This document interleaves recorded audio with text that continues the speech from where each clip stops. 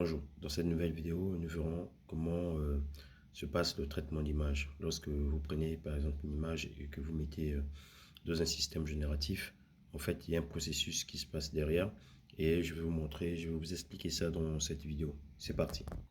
Donc, on peut ici bien le voir, là j'ai pris, voici une image, donc c'est 8. Vous voyez à l'intérieur, donc plus c'est foncé, en fait, quand ça tend vers du noir, c'est 255.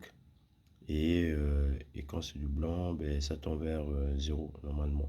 Vous voyez donc la forme 8 qui est dessinée ici.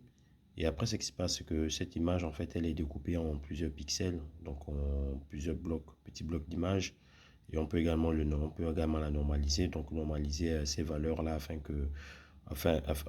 qu'elles soient comprises entre 0 et 1, par exemple, pour faciliter la modélisation. Donc, comme je disais tantôt, par exemple, si on prend cette image, vous voyez l'image entière, ressemble à celle-ci. On va découper comme ça. Vous voyez, on découpe et on va prendre chaque morceau qu'on mettra dans un réseau neurone. Vous voyez, donc là, c'est mon image qui est découpée.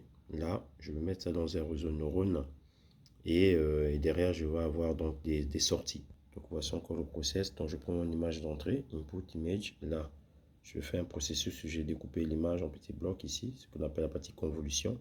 Je mets dans un neurone et après, en fait, ici, je vais avoir ce qu'on appelle donc le max pooling. Donc, je vais vous montrer ce qu'est le max pooling tout à l'heure. Et là, je peux faire toute la partie full connecting. Donc, ça, c'est mes réseaux neurones. Mon réseau neurone. Et ici, je peux prédire. Donc, je vais avoir donc si ça match ou ça match pas. Donc, tout à l'heure, vous avez vu ce qu'on appelle le max pooling. Donc, le max pooling, c'est quoi? C'est par exemple, là, je prends une matrice carrée, donc 2, 2. Et en fait, ici, donc, il va récupérer 8. C'est ça, en fait. Vous voyez, là, il récupère le 8. Ici, on récupère la valeur la plus grande, c'est 6. Ben, 6 apparaît ici, ainsi de suite. Donc, vous pouvez faire 3, 3, 4, 4. Ça dépend de la taille de la matrice. Là, vous avez